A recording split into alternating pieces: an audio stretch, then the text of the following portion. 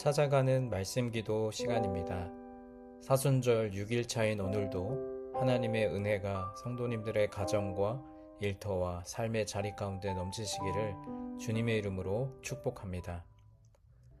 오늘 우리에게 주시는 하나님의 말씀은 미가 6장 6절부터 12절까지 말씀입니다. 내가 무엇을 가지고 여호와 앞에 나아가며 높으신 하나님께 경배할까? 내가 번제물로 1년 된 송아지를 가지고 그 앞에 나아갈까? 여호와께서 천천의 순양이나 만만의 강물 같은 기름을 기뻐하실까? 내 허물을 위하여 내 맏아들을 내 영혼의 죄로 말미암아 내 몸의 열매를 드릴까?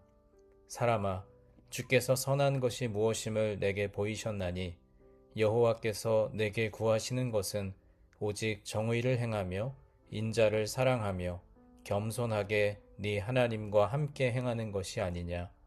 여호와께서 성읍을 향하여 외쳐 부르시나니 지혜는 주의 이름을 경외함이니라. 너희는 매가 예비되었나니 그것을 정하신 이가 누구인지 들을지니라. 악인의 집에 아직도 불의한 재물이 있느냐? 축소시킨 가증한 에바가 있느냐? 내가 만일 부정한 저울을 썼거나 주머니에 거짓 저울추를 두었으면 깨끗하겠느냐? 그 부자들은 강포가 가득하였고 그 주민들은 거짓을 말하니 그 혀가 입에서 거짓 되도다. 아멘. 여러분, 우리 중에 선물을 싫어하는 사람은 아무도 없을 것입니다. 어떤 선물이든지 그 선물 자체가 사람에게 기쁨을 줍니다. 하지만 가까운 사람일수록 그 선물의 마음과 의미를 담아야 합니다.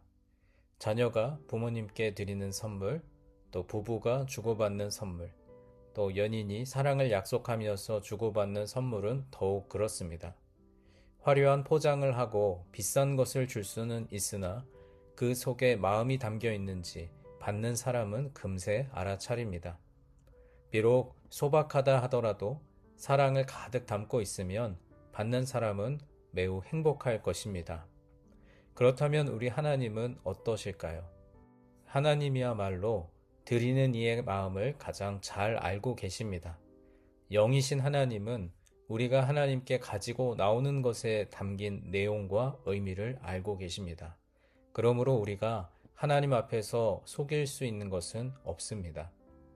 오늘 읽은 말씀에서 하나님께 예배 드리는 자가 어떤 마음을 가지고 나와야 하는지 미가 선지자가 하나님의 마음을 전합니다.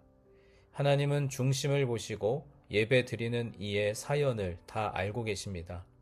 미가 선지자는 당시 유다 백성들이 하나님께 예배 드리는 모습을 오늘 본문 6절과 7절에서 이렇게 설명합니다. 내가 무엇을 가지고 여호와 앞에 나아가며 높으신 하나님께 경배할까? 내가 번제물로 1년 된 송아지를 가지고 그 앞에 나아갈까? 여호와께서 천천의 순양이나 만만의 강물 같은 기름을 기뻐하실까? 내 허물을 위하여 내 맏아들을 내 영혼의 죄로 말미암아 내 몸의 열매를 드릴까? 유다 백성들이 하나님께 이런 예물을 가지고 나옵니다. 1년 된 송아지를 가져왔습니다. 이것은 율법에 정한 제물입니다.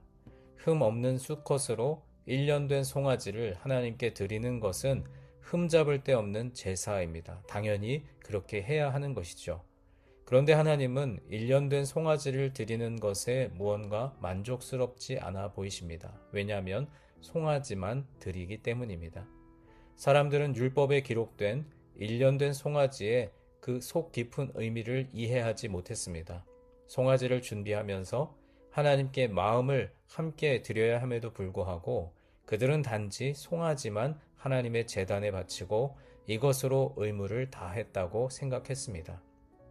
그리고 또 다른 부류의 사람이 있습니다. 천천의 순양, 만만의 강물 같은 기름을 드리는 자들입니다. 즉 양으로 승부하는 자들이죠. 부자들입니다. 엄청나게 많은 재물을 하나님께 드립니다. 천천의 순양과 만만의 강물 같은 기름을 드렸으니 100배, 1000배로 축복해달라고 영수증을 들이미는 사람들도 있었습니다. 또 다른 사람도 있었는데 바로 맏아들을 드리는 자들입니다. 하나님이 가증한 제사라고 해서 금하신 것이죠. 이방인들은 주로 인신 제사를 드렸습니다. 모압 사람들이 이방 신전에 자신의 맏아들을 제물로 드렸습니다. 하나님은 이것을 가증한 제사라고 단언하셨습니다. 그런데 당시 유다 백성들은 이런 제사도 드렸습니다. 이것은 하나님께서 금지하신 것입니다. 어떤 이는 몸의 열매로 하나님께 나아갑니다. 몸의 열매는 몸으로 할 수 있는 봉사를 의미합니다. 열심히 일하고 섬깁니다. 하나님은 완벽해 보이는 제사, 전혀 손색이 없어 보이는 제사에 문제가 있다고 말씀하십니다. 왜 그러실까요? 오늘 본문 8절 말씀입니다.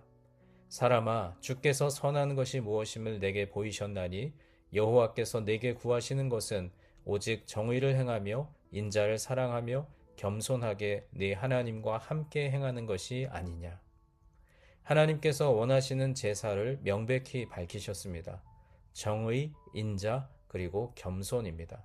당시 유다 백성들이 드리는 예배에는 정의와 인자, 겸손이 상실되어 있었습니다.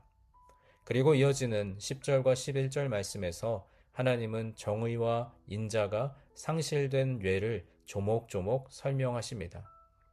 악인의 집에 아직도 불의한 재물이 있느냐? 축소시킨 가증한 에바가 있느냐? 내가 만일 부정한 저울을 썼거나 주머니에 거짓 저울추를 두었으면 깨끗하겠느냐? 축소시킨 에바와 거짓 저울추를 들고 다니면서 장사를 하는 사람들이 있었습니다. 그들은 그렇게 부를 축적했습니다. 그렇게 벌어들인 돈으로 1년 된 송아지와 천천의 순양과 만만의 강물 같은 기름을 드립니다. 하나님께서 이 제사를 어떻게 기뻐하시겠습니까? 정의와 인자가 사라지고 백성들을 사랑하지 않으며 그들의 삶이 죄악으로 이미 얼룩져 있는데 하나님께서 어떻게 그것을 기뻐 받으시겠습니까? 그들이 하나님께 가지고 나오는 제물은 백성들의 가슴을 아프게 하고 피눈물이 흐르게 하고 만든 돈이었습니다. 그것을 여호와의 제단에 드리지만 하나님은 받지 않으십니다. 정의와 인자가 사라진 예물과 예배를 하나님은 결단코 받지 않으신다는 뜻입니다. 주님께서 사랑하시는 여러분, 오늘 우리가 하나님께 드리는 예배는 어떻습니까? 우리는 일생 가운데 수많은 사람들을 만납니다. 예배의 자리에 나서면 많은 일을 하고 살아갑니다. 우리는 정의와 인자를 행하고 있는지 우리 자신을 다시 한번 돌아보아야 합니다. 우리가 만나는 사람들에게 하는 말과 행위가 진실로 정의와 인자가 수반된 것인지 살펴야 합니다. 하나님은 삶의 예배를 원하십니다. 삶의 예배는 곧 이웃과 더불어 함께 드리는 예배입니다. 우리 삶에 정의와 인자가 살아 숨쉬고 있어야 하고 이 세상에 믿지 않는 사람들에게 하나님의 정의와 인자를 우리의 삶으로 나타내 보여야 합니다. 이것이 바로 삶의 예배입니다. 지금 각자가 드리는 삶의 예배를 집중적으로 점검해 보기를 원합니다. 또한 하나님께서 원하시는 것은 겸손의 예배입니다. 겸손은 하나님 앞에 무릎을 꿇는 것이고 하나님의 음성 듣기를 결단하고 말씀 앞에 나아가는 것입니다. 겸손한 자는 말씀을 듣고 순종합니다. 하지만 유다 백성들은 말씀에 순종하지 않았습니다. 하나님의 말씀은 선지자를 통해서 선포됩니다. 미가 선지자와 함께 동시대에 예언했던 사람은 이사야 선지자였습니다. 미가와 이사야, 이 위대한 선지자가 유다 백성들에게 선포하고 가르쳤으나 유다 백성들은 들으려고 하지 않았습니다. 그들의 마음이 교만했기 때문입니다. 말씀에 순종하지 않고 따르지 않는 자들은 겸손하지 않은 자들입니다. 하나님 앞에 몸은 나와 있으나 귀는 닫고 있는 사람, 많은 물질을 가지고 드리지만 마음은 담지 않는 자들을 하나님은 교만하다고 지적하십니다. 우리는 겸손의 예배를 드리고 있습니까?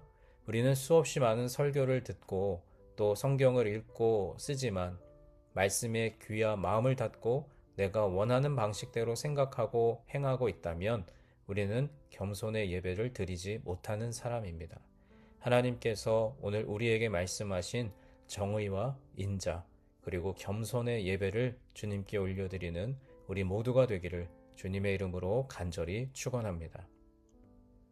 이제 오늘 주신 말씀을 붙들고 기도하겠습니다. 사랑의 하나님, 오늘 말씀을 통해 정의롭게 행하고 또 긍휼의 마음을 가지고 겸손하게 하나님과 동행하는 삶을 사는 것이 주님의 요청임을 깨닫습니다. 언제나 우리를 도우시는 하나님께서 원하시는 정의와 인자와 겸손한 삶과 예배로 하나님을 기쁘시게 하는 인생 되게 하여 주옵소서. 우리 각자에게 주신 말씀을 붙들고 함께 기도하겠습니다.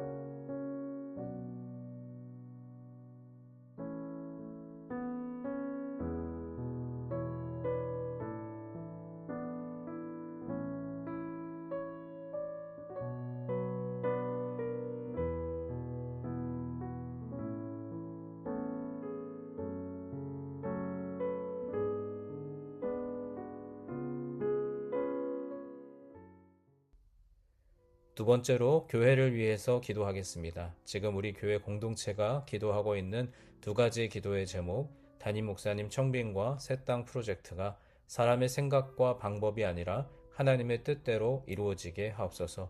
교회 공동체가 어려운 상황 속에서도 요동하지 않고 깨어진 마음들을 하나 되게 하여 주옵소서. 우리 교회를 위해서 함께 기도하겠습니다.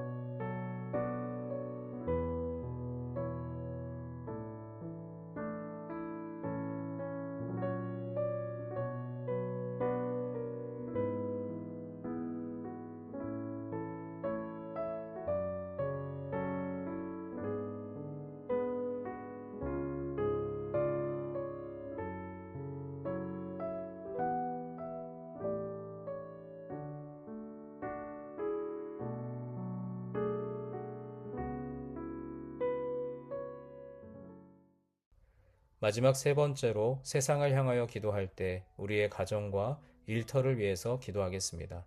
하나님께서 허락하신 가장 작은 교회인 가정이 말씀의 반석 위에 잘 세워지게 하옵소서. 가정에서 하나님의 사랑과 은혜로 충만해져서 각자의 일터와 학업의 자리로 나아가 하나님의 자녀답게 선한 영향력을 끼치는 하루가 되게 하옵소서. 네, 여러분 각자가 가지고 계신 기도의 제목 주님 앞에 아뢰시며 오늘도 삶의 자리로 나아가겠습니다. 기도하겠습니다.